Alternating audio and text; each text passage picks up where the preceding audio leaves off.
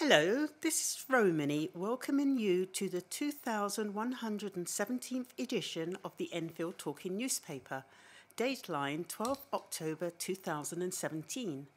The readers this week are Patricia, Katherin, Malcolm and Romany, with them on the controls.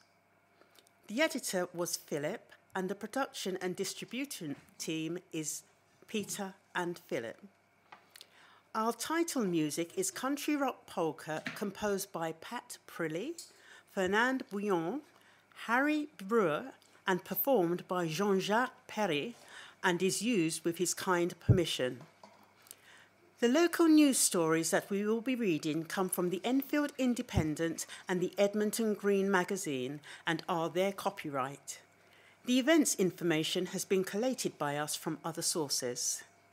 The lead story this week is Thug swung knife at strangers during late-night bar attack. Before the news, we have one or two special news items and notices. But first, sunrise and sunset times for the week beginning 16th October are 07:26 and sunset is 18:04. Do get in touch with us to share your own news and special announcements. We love to hear from you. If you have any comments about the Enfield Talking newspaper, please phone Diane de Jersey on 020 8805 6578. She is your listener's representative and will be pleased to help you. Now Patricia will read the first item of local news. Thug swung knife at strangers during a late-night bar attack. A thug who swung a knife at 3 strangers on a night out in an act of reckless violence has been jailed. Kyle Moore of Warwick Road, Edmonton, was sentenced to 12 years in jail at Wood Green Crown Court on Wednesday, the 4th of October. The 31-year-old pleaded guilty to 3 counts of grievous bodily harm with intent and possession of an offensive weapon at the same court in July. Police were called to Muswell Hill, Broadway at around 3:40 a.m. on Saturday, January the 28th, after a number of men had been stabbed. 2 of the victims had been standing outside the Socialite bar when they approached the 2 suspects, one of whom was Moore. After a brief exchange of words, Moore brandished a knife and swung it at the victims, slashing them. Moore ran off, but another man was wounded close to the road. The 3 victims, a 25-year-old, a 23-year-old, and a 34-year-old, were taken to hospital. The first man had an ear injury as well as stab wounds and needed surgery. The second had been stabbed in the head, while the third had been stabbed in the neck. None of their injuries was life-threatening. A 4th man, believed to be aged in his late 20s, attended a North London hospital for treatment to cuts to his head. Following a media appeal, Moore was identified by an officer. He was arrested in June and denied any involvement, but was charged the next day. The second suspect involved has not been traced. DC Rob Wrightson of Haringey CID said, "This was an incredibly violent, unprovoked knife attack on several people enjoying their night out, which could have had far more tragic consequences. The reckless violence used by Moore and the severity of the attack was recognised by the judge, who imposed a substantial jail sentence." More arrests after man dies in park attack. Sorry. A 27-year-old was the 5th man to be arrested after a man was stabbed earlier this year. The man was arrested on Wednesday, October the 4th, on suspicion of conspiracy to commit murder after the death of Sean Macmillan in Southgate. The 23-year-old was attacked at a playing field at Cowper Gardens in May and drove himself to Barnet Hospital, but he died after emergency surgery at 8:30 p.m. that night. Sean, known as Shay, was described as a wonderful and caring young man by his family after his death. Homeless Jared O'Field, 20, was charged with his murder on Sunday, August the 27th. He appeared in custody at Highbury Corner Magistrates Court on August the 28th, where he was remanded to appear at the Old Bailey on Wednesday, August the 30th. O'Field was arrested at Stansted Airport on Saturday, August the 26th. Two men, aged 27 and 25, arrested in the early hours of Wednesday the 3rd of May and released after investigation, have been informed they will face no further action. A 20-year-old man arrested on Tuesday, May the 9th, on suspicion of murder and released on bail has been informed that he will face no further action. A 19-year-old woman arrested on Thursday, June the 8th, on suspicion of assisting an offender and released on bail has also been informed she will face no further action. Neighbours' fears that unlawful building work has started on an abandoned pub have been allayed. Planning permission has been refused at the site of the old Boundary House pub in Hertford Road, Enfield. However, there are still construction signs up in the area. However, again, the owner of the premises is planning on opening a retail supermarket on the ground floor. A council spokesperson said, planning permission has recently been refused for the redevelopment of this site. In the interim, while discussions continue on a long-term development solution for the site, the owner has indicated they will be opening a retail supermarket on the ground floor, which does not require planning permission. The signage and hoardings are to allow safe works to take place to prepare the existing building for this purpose. Enfield Council's planning enforcement team will continue to monitor the site to address any amenity issues that arise. Members of the Enfield Society reported seeing signs outside the closed former pub on Sunday, September the 24th, which stated work would start on Monday. This was despite planning permission for a 5-storey rear extension to the property having been already rejected. The Enfield Society is calling for pub buildings to be protected as community assets. Phillip Ridley from the Society wrote a letter to the Council's Planning Development Office outlining the group's concerns. He said signs have been erected outside 1 Ponders End High Street, also known as Boundary House Public House, stating that parking should not occur in front of the building and that construction will commence on September the 25th. The Enfield Society's main concern is that the developer may be considering commencing an unlawful demolition or change of use of the existing public house. The Boundary House has been closed for some time. It once formed a social hub for Galliard Road Estate and areas to the north of Nightingale Road and Hertford Road. It's important that the limited number of remaining drinking establishments be protected to ensure viable community facilities for local people at a time when more people are moving to Edmonton. Actually, it's in Enfield. All animals should be treated with dignity. Animal lovers have helped create a document which hopes to improve welfare standards for our furry friends. Enfield Council launched their Animal Welfare Charter, a movement which encourages community groups, clubs and businesses to support our pets. Christine Hamilton, the Mayor of Enfield, was one of 3 councillors who awarded certificates to those who helped the Charter become a reality. Cabinet Member of the Environment, Councillor Daniel Anderson, and Cabinet Member for the Community, Arts and Culture, Councillor Yasmin Brett, also attended. Councillor Brett said, Enfield Council believes all animals should live in a suitable environment with dignity and be looked after suitably. We are, of course, opposed to cruelty and mistreatment of animals. It was an honour to meet these wonderful volunteers who do so much for their communities and for animals. Their input is invaluable. In addition to the Charter, Enfield Council is encouraging children to visit parks and open spaces to learn about wildlife and their natural habitats. Animal protection is part of the Council's Fairness for All priority. To find out more about the Animal Welfare Charter, go to www.enfield.gov.uk. Berliner Heinrich Zimmermann conceived the first World Animal Day in 1925.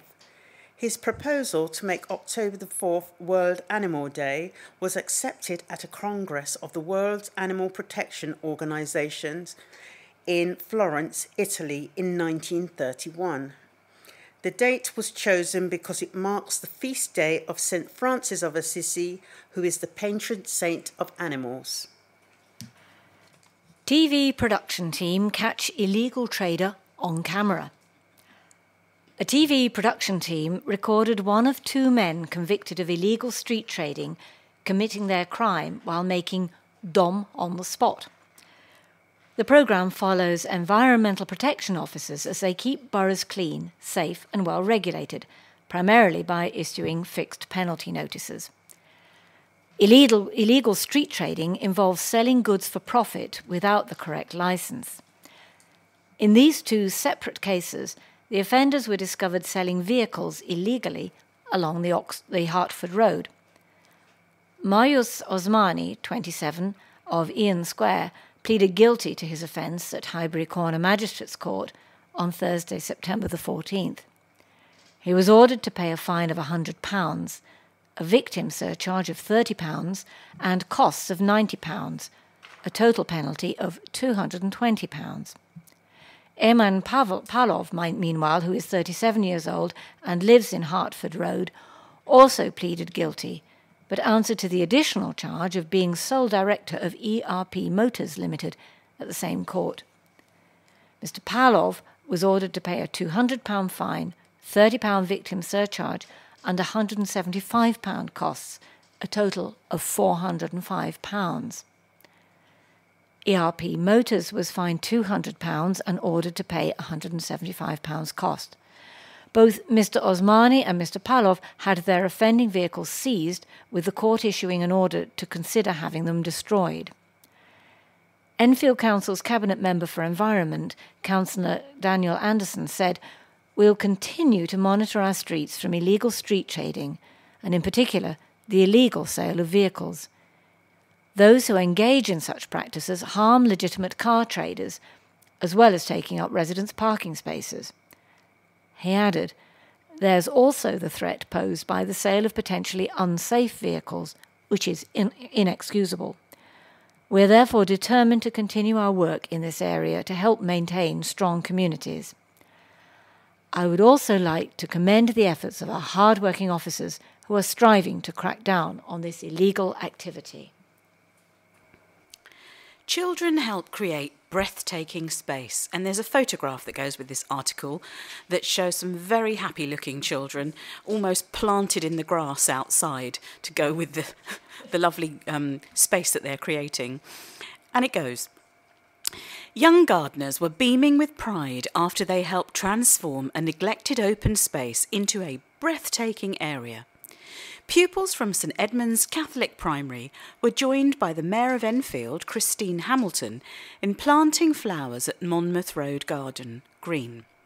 It has now become a calm and peaceful landscape to attract bees and butterflies.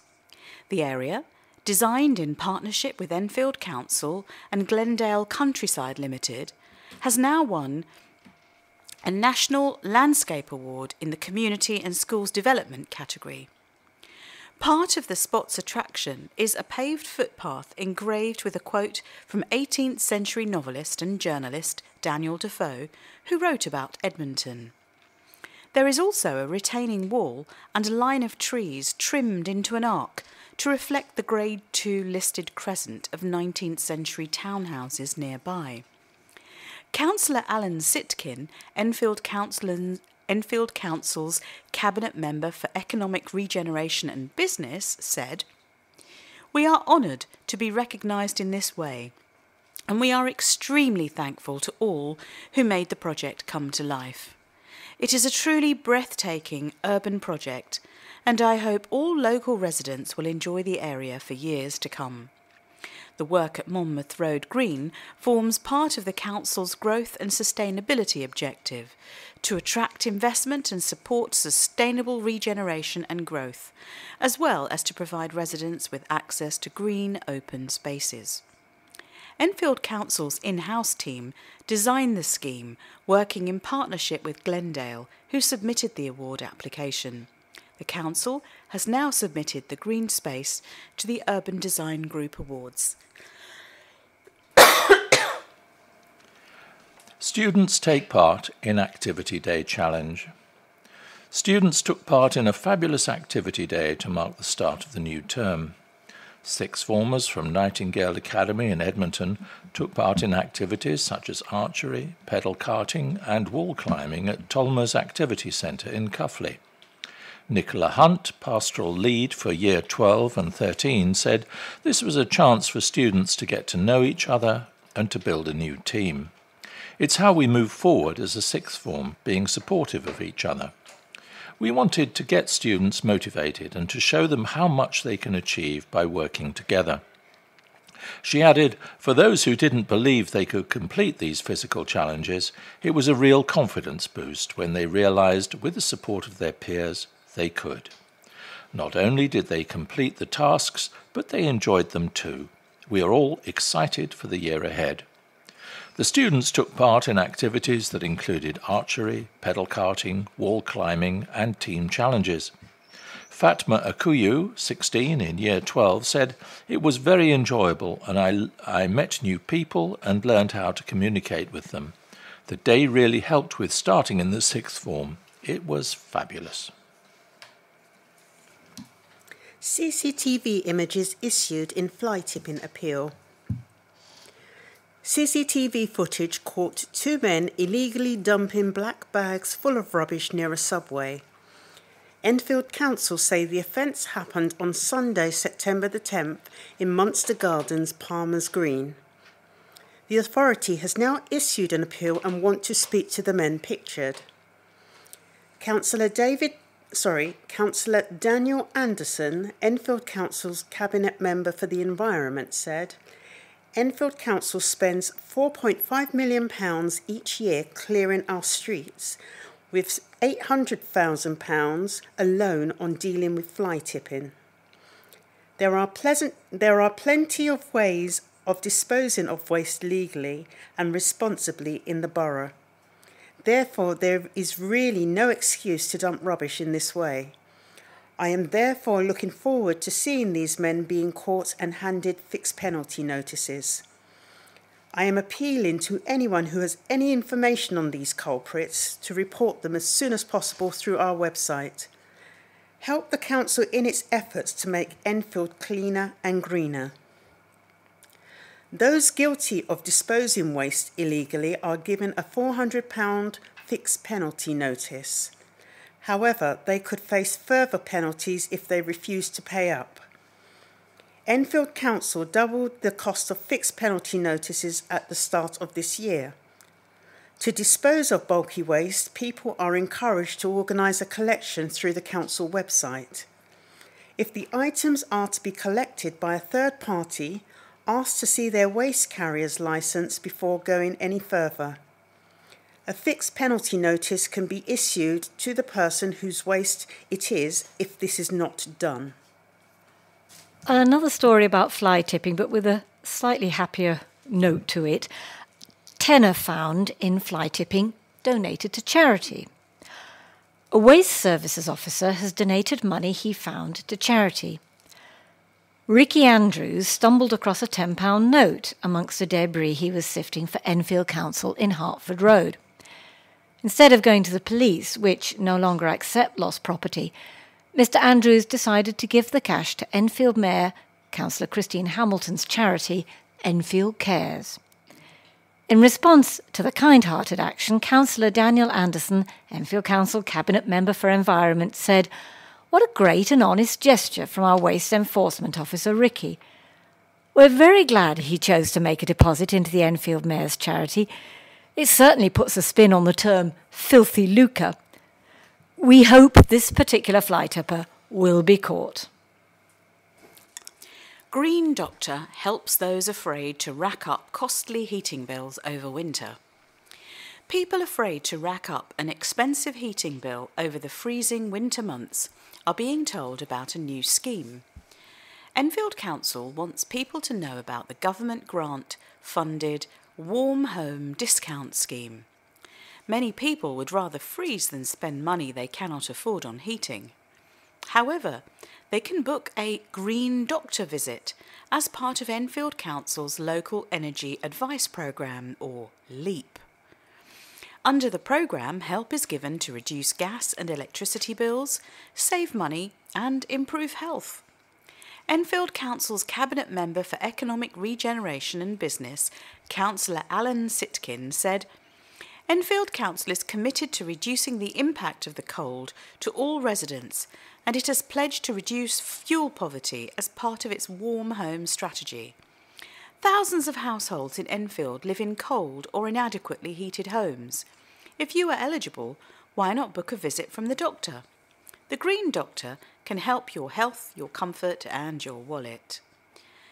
The Green Doctor will advise on energy-saving measures, including improving insulation, repairing boiler controls and blocking open, unused chimneys. Charity Groundwork, London, provide visits from a Green Doctor. See www.enfield.gov.uk for more information. Help little Andy to walk. This is an appeal. A little boy who has cerebral palsy desperately needs an operation to give him a chance to walk. Andy Achilles Sofroniou was diagnosed with the condition when he was 1 and has had 5 years of physiotherapy and Botox injections in his legs to strengthen his muscles. But these are no longer working, and his only chance is a procedure. And his family are fundraising on Just Giving. Now, what follows is, if you want to make a donation, is a very long series of web addresses. I think the best thing to do is to simply Google or use your favourite search engine for Just Giving and then Andy's Wish to Walk, all one word. That's ANDYS, Wish to Walk, all one word. Vibrant new church opened. A new church which will finally provide a permanent home for the flourishing Christian community in Tottenham has been opened. The congregation of St. Francis were previously in the old Engine Room Community Centre, which was established in 2013.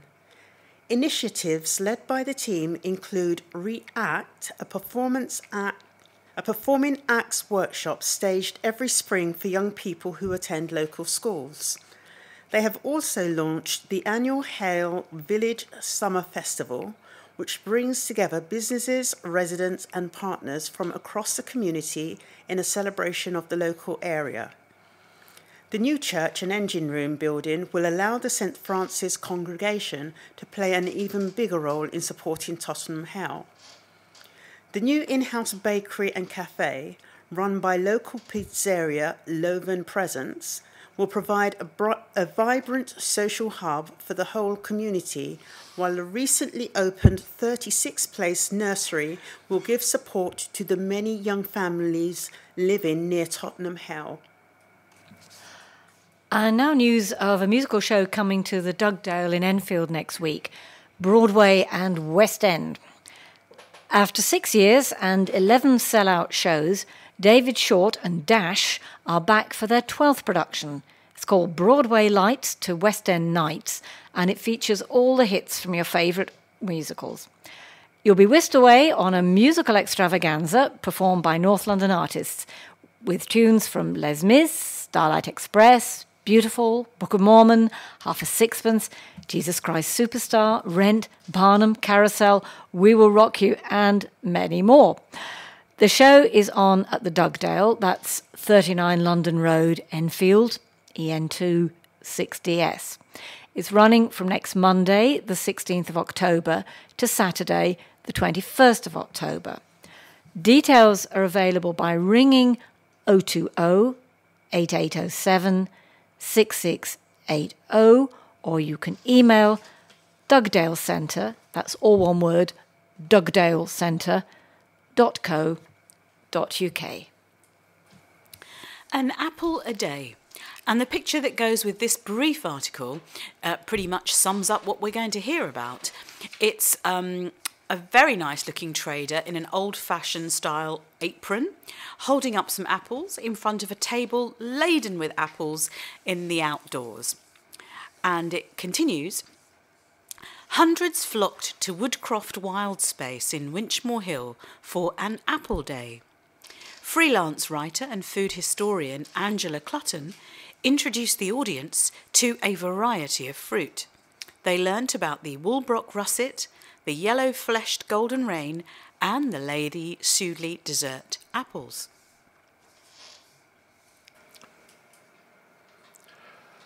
Charity Morning at Disability Cafe.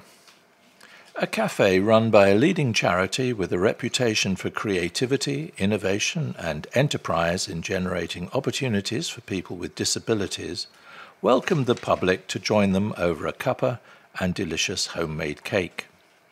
Cafe 311 in Community House in 4 Street, Edmonton, which is part of the Camden Society, hosted the world's biggest coffee morning run by Macmillan Cancer Trust on Friday, September the 29th, between 10 a.m. and noon. The cafe employs and trains people with learning difficulties in the art of catering, with a view to them gaining employment in established eateries. Jeff James of the Rotary Club of Edmonton said Cafe 311 is part of the charity the Camden Society, who provide Enfield adults with learning disabilities an opportunity to gain work experience in a supportive environment, developing work skills, confidence and independence. They work to empower people to find jobs, gain valuable life skills and live the lives they choose. In order to create further awareness of Cafe 311, Tristan Kent and his staff held a Macmillan morning raising £124.50 for this great cause. They are very keen to attract the local community to pop in for morning coffee, tea or even lunch in order to support their charitable work and their staff. Trainees were able to practice what they've learned in customer service throughout the morning as they served their visitors. Organisers wish to re-establish the cafe as a meeting place of choice for Edmonton residents and raise its profile in the community. The world's biggest coffee morning is Macmillan's biggest fundraising event. Last year, £29.5 million was raised from coffee mornings held all over the United Kingdom. Coffee morning was first held in 1990, and I've ate at those Camden Cafe Society places, and they're really rather good for lunch. And now a couple of notices. Friends of Broomfield Park would need help to plant bulbs, and that date for doing that will be Sunday the 22nd of October. It is from 10:30 to 12:30 in the morning, and then 2 o'clock to 4 p.m. in the afternoon. For those who wish to take part in this, please meet at the Palmer's Greenery Cafe. Right, and the Ruth Winston Community Centre is having a fundraising quiz night. Not only a quiz, but there's also food on the menu too. This is an event that's going to take place on Saturday the 21st of October in the Ruth Winston Centre Davies Room. The Ruth Winston Centre is at 190 Green Lanes in Palmer's Green, N13 5UE. There's a choice on the evening, so when you're booking, they'd like you to know what you would like to order for your food. Fish and chips, chicken and chips, vegetable samosa and chips is the offer. You're asked to arrive at 6:30. You'll be sitting down to eat at 7, and the quiz starts at 7:30. And you'll finish around 10 o'clock. They're suggesting 6 people per table if you want to go as a team, and the cost for the whole evening is £12 per person. Now, if you need transport to or from the venue on the night, let Ruth Winston Centre know and they can help with that. And they also ask if you would place your order for food when you're paying. So the date is the Saturday the 21st of October, say 6:30, finishing around 10. You can get more information by phone if you ring the Ruth Winston Centre, and their number is 0208 886 5346. Or you can email, and the email address is info@ruthwinstoncenter.com. That's Ruth Winston Centre, all one word, .com. And now for something on the very next day. So once you finish with quiz night, you can turn up to this one on Sunday the 22nd of October. You get the morning to lie in. And then between 1 and 4 p.m, you can get down to St Paul's in Churchill, N21, to their Give and Take Day. This is something interesting. Now, very specifically, you can give from 1 o'clock till 2 o'clock, and you can take from 2:30 to 4. And what is it that you'll be giving and taking? This event is open to residents of Enfield only. Please bring proof of address. This can be your council tax, driving licence or utilities bill. A free collection and delivery service of large items is also available, and you can register your collection, and I'll give you the address at the end of the article. So what is this Give and Take Day for which there can also be free delivery and collection? A Give and Take Day is a type of exchange event where people can bring any household item that they no longer want. Those items are then offered for free to anyone who would like them. You don't need to bring something in order to take something else. There's a set giving time before the taking begins, and I'll remind you of that. You can give between 1 o'clock and 2 o'clock, and then half an hour later you can start taking from 2:30 until 4. How the event works, and there is a registration scheme. Events last for 3 hours, and you can donate your good quality items in the first hour and then take other items in the final hour. Please note that participants will be asked to register in order to enter the event and provided with a numbered ticket, allowing them to enter the taking part of the event in order. Clearly that's the popular one. Events can be really popular, so you might expect a queuing time in order to enter the event at the taking time.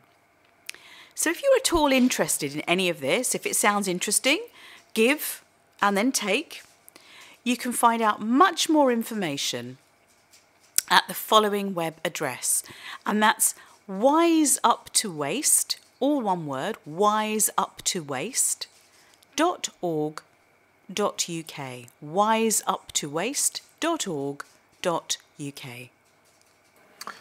And now some sport, football. Town edge past Margate through Mackenzie's goal. Enfield move into top half with back-to-back victories.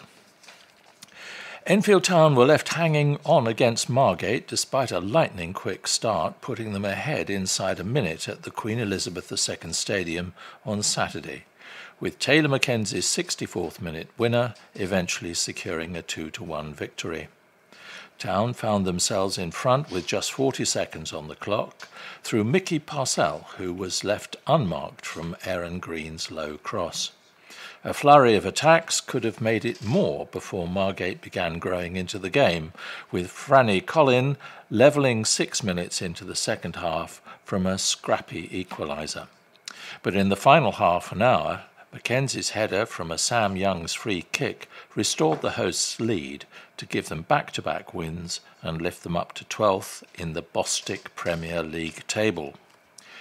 Having taken that early lead, Parcell was close to completing a brace inside 5 minutes, but headed just beyond the post. Montel Moore then saw a shot cleared off the line by Ben Swift, but just as the hosts wondered whether their onslaught could continue, Margate began to build a foothold. David Martin had their first effort, which was deflected kindly into Joe Wright's hands. They came inches from equalising when a free kick evaded everyone in the box, but Town still had chances of their own, with Moore and Mackenzie missing good opportunities. Margate emerged stronger after the start, and Matt Brodkin fired a warning shot when he warmed Wright's gloves moments later. It was not heeded as they levelled with only 5 minutes gone after the break, when Colin and Darren Pearce tussled for a ball delivered from the Margate left. Who got the final touch was left up for discussion, but the visitors deserved their equaliser. The goal spurred on both teams, and Margate nearly completed the turnaround when Tom Winter rose highest from a corner but nodded just over. If that was the wake-up call, then Enfield finally responded to it.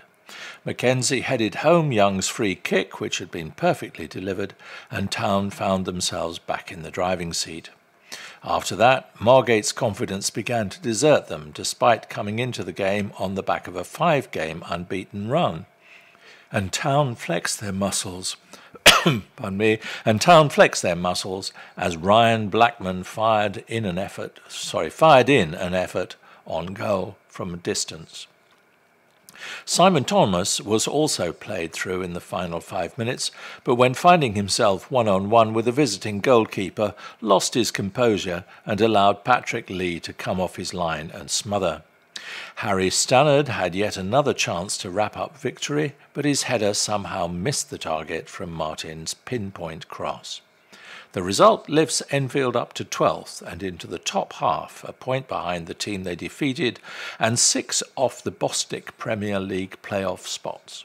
And their victory will serve as a timely confidence boost ahead of this week's FA Cup 4th qualifying round clash at Maidstone United, and the chance to reach the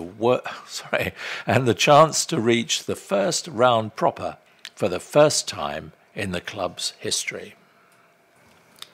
And now on to rugby. Ignatians battered by league leaders. Enfield Ignatians fell short again as they failed to even get on the score sheet in a 71-0 pummeling by Harpenden on Saturday. The unbeaten league leaders were always going to provide a stern test, but steamrolled their visitors, who are now without a win since the opening day of the season. Only winless Harrow and Hammersmith, the former providing Ignatians' solitary win so far, are keeping the club away from the trap door at the bottom of the division, and their already fragile confidence took another dent in Hertfordshire at the weekend. The visitors found themselves some 36-0 down at the break, with Harpenden firing on all cylinders throughout. But they did improve for a brief period after half-time, only to move tentatively with their fragile self-belief showing, and the host's backline also seemingly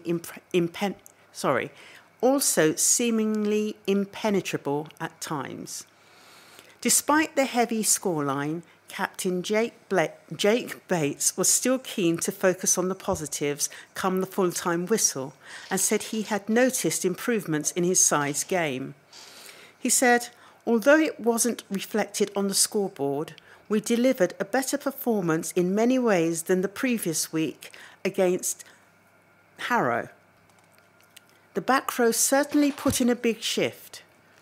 Man of the match, Wes Warren, carried well, and there were also good displays from Frank Antwi and Jamie Newport, who put in some good tackles.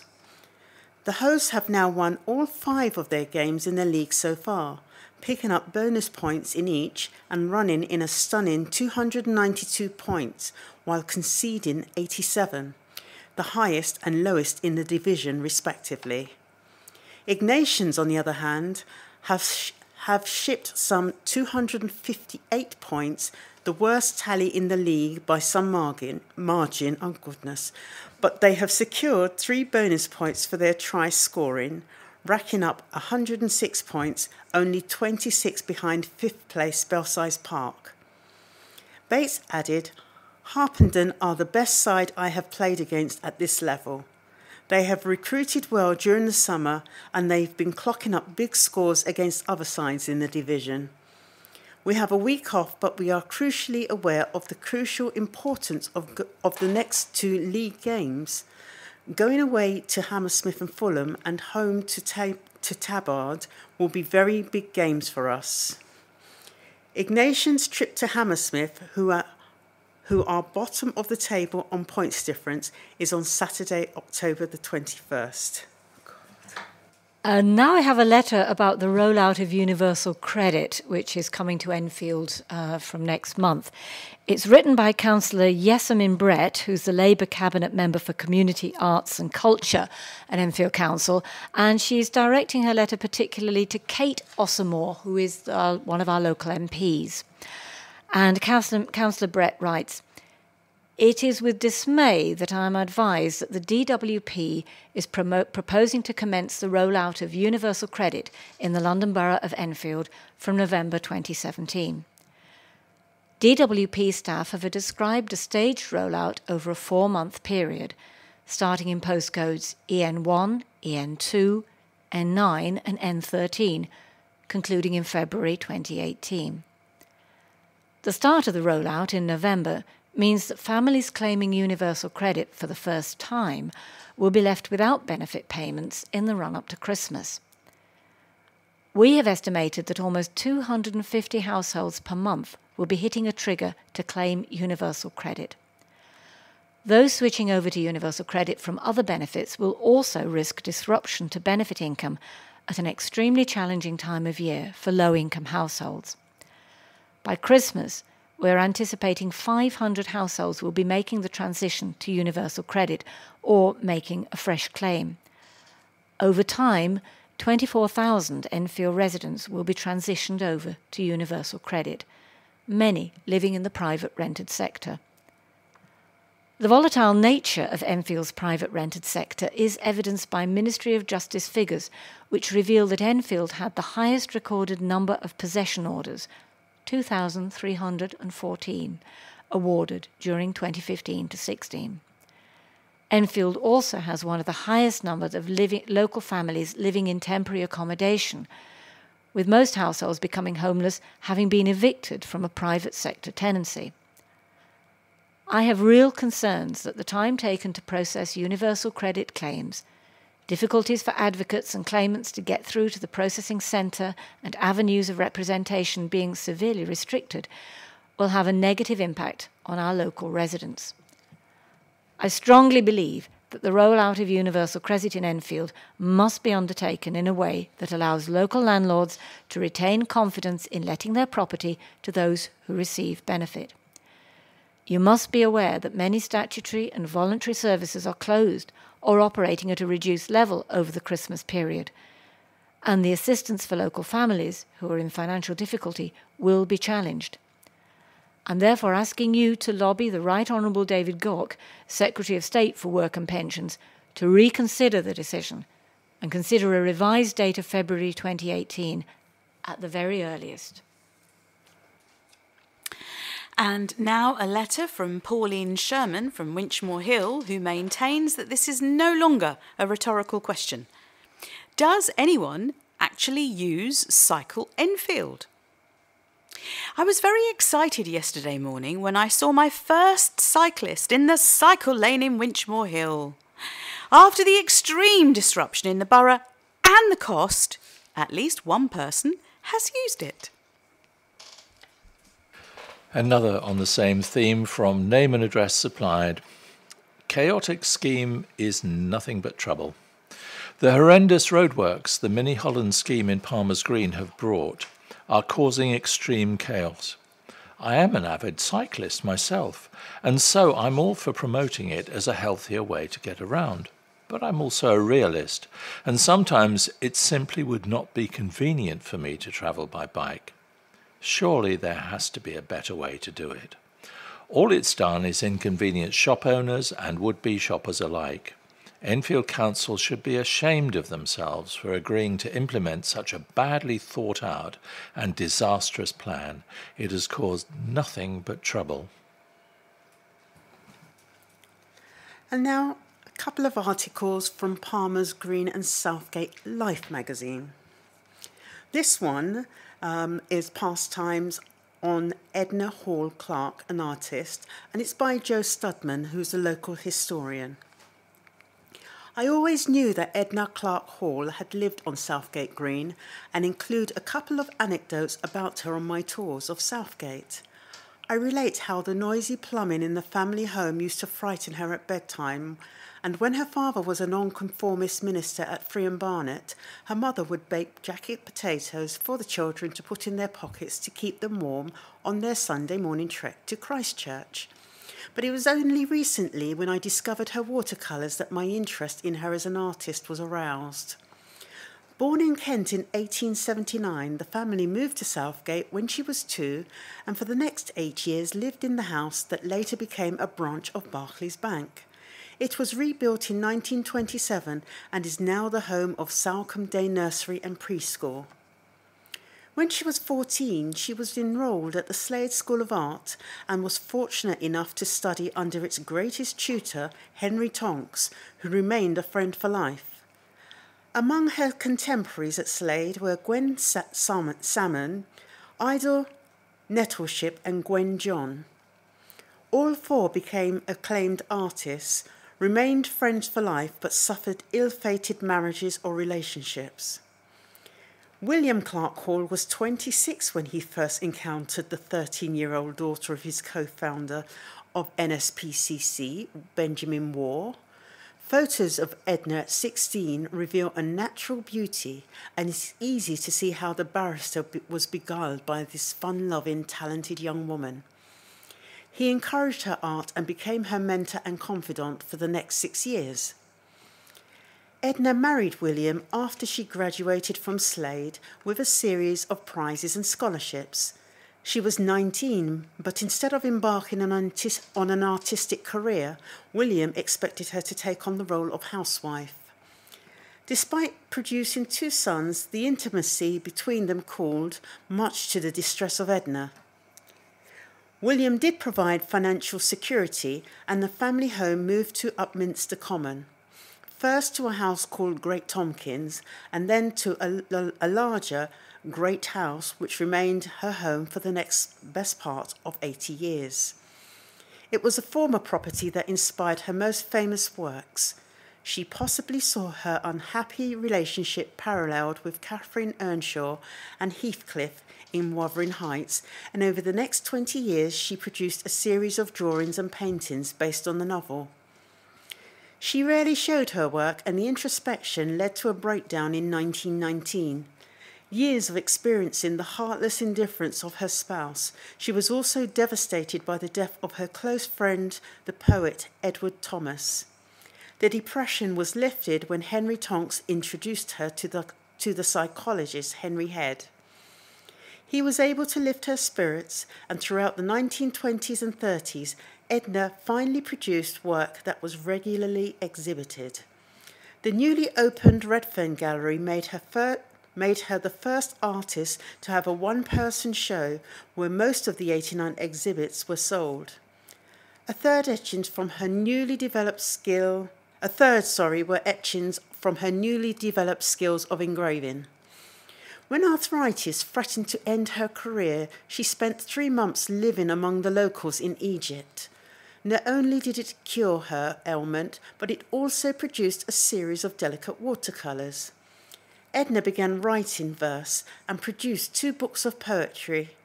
This motivated her to create Poem Pictures, a series of paintings incorporating poems that must have been influenced by William Blake. William Clarke Hall's career as a barrister and reforming magistrate led to him being knighted in 1932, and Edna became Lady Clarke Hall. William died of a heart attack soon after, and the liberated Edna continued to produce work until her studio in Gray's Inn was bombed in 1941. After the Great War, Edna continued to maintain the Great House as a commercial farm, and her niece became a living companion as old age approached. Edna Clarke Hall lived to reach 100, and her watercolours, etchings and poem pictures live on in the Tate, the V&A Museum and galleries throughout Britain, although unfortunately none appear to be on show in London at present. Perhaps now is a time for a retrospective of Edna Clarke Hall? And now another item from the Palmer's Green and Southgate Life magazine. It's a view from City Hall by Joanne McCartney. Now, Joanne is the London Assembly member for Enfield and Harringay and the statutory Deputy Mayor of London. And she has details of two items of interest for which there is consultation going on, and at the end of this we also have an email address and a phone number where you can contact her if you have views on the topics that she's discussing here. Firstly, London's green infrastructure. And Joanne writes, I was delighted to speak recently at an event to mark the 50th anniversary of the Lee Valley Regional Park, highlighting the importance of London's parks and green spaces. Those initial founders of the park had a vision of what could be achieved, a playground for London. They set about transforming the Lee Valley, which was pockmarked with rubbish dumps, scrap metal yards, gravel pits and old industrial buildings, into London's largest park, offering sporting, leisure and family activities, as well as being the green lung of the city. We need that same vision again. London is growing. Our population is expected to reach 10 million by 2030 and possibly 12 million or more by 2050.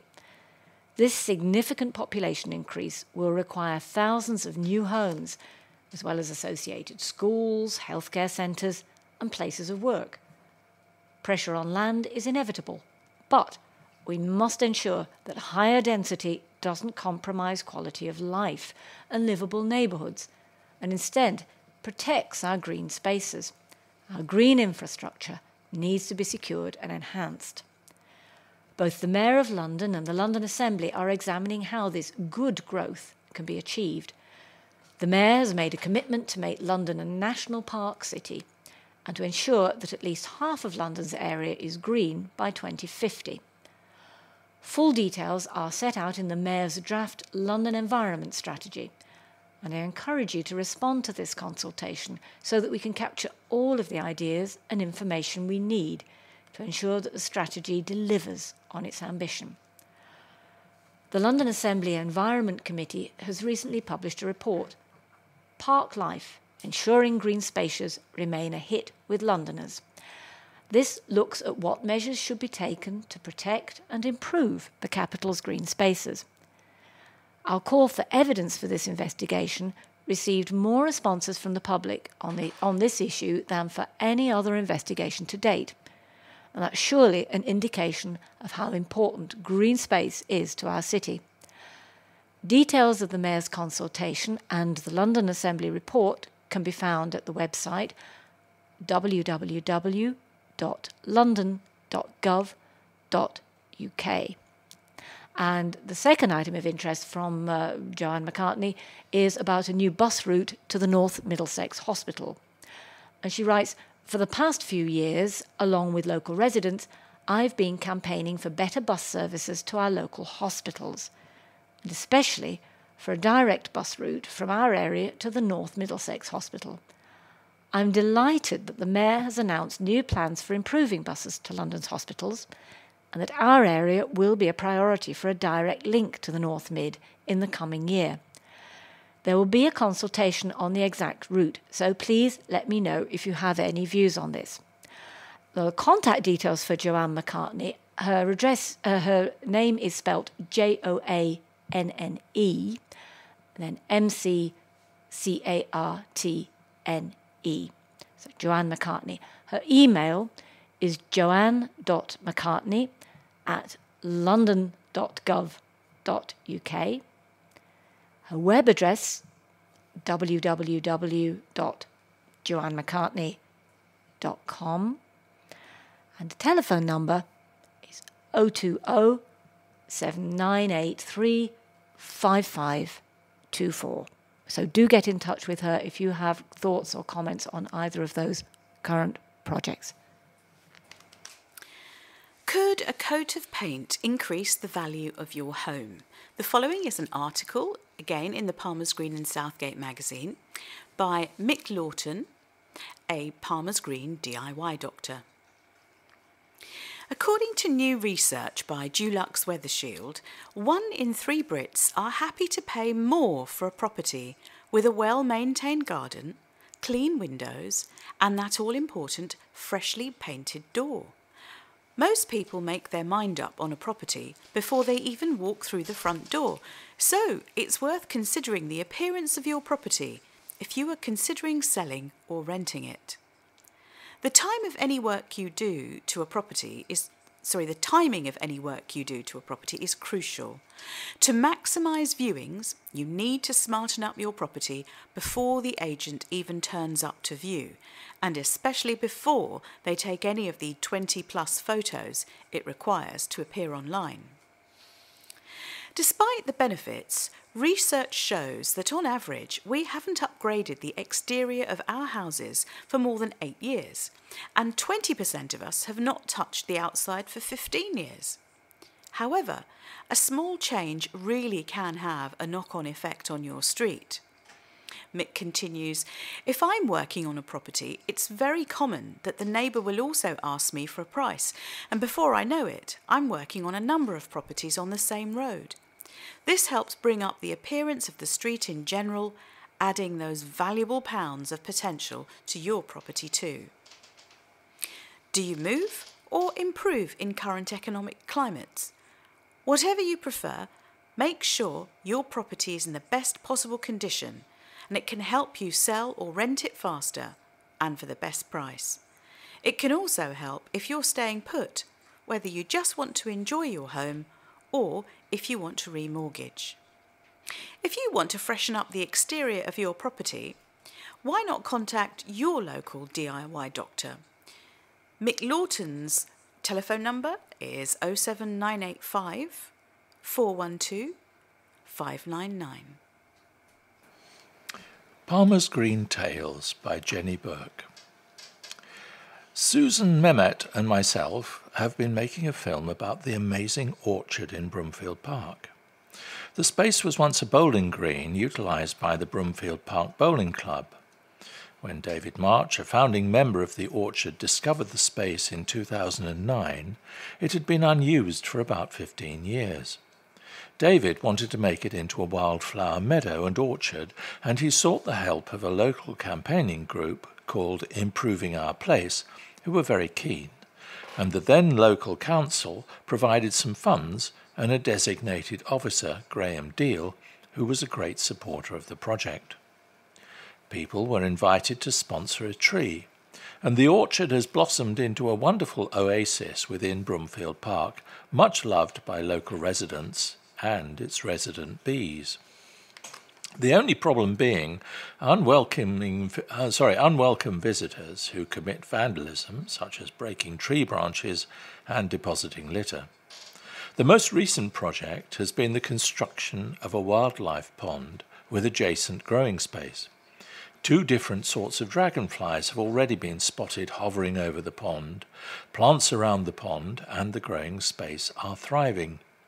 The orchard depends on its volunteers, who do an amazing job alongside the Duke of Edinburgh award candidates, who are a welcome addition when they're available.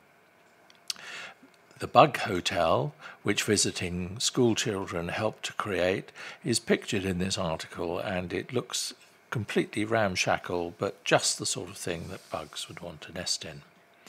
The orchard open days are always popular, and the summer picnic in July and Apple Day in October, which must have just passed, are also very popular. If you want to know more about Palmer's Green Tales, you can get in touch via their website, which is www.palmersgreentales, all one word, .com. They have a Facebook group, so just go to Facebook and look for Palmer's Green Tales and ask to join the group. And if you're on Twitter, their address is @PGTales. We have reached the end of our programme for this week. Thank you for listening.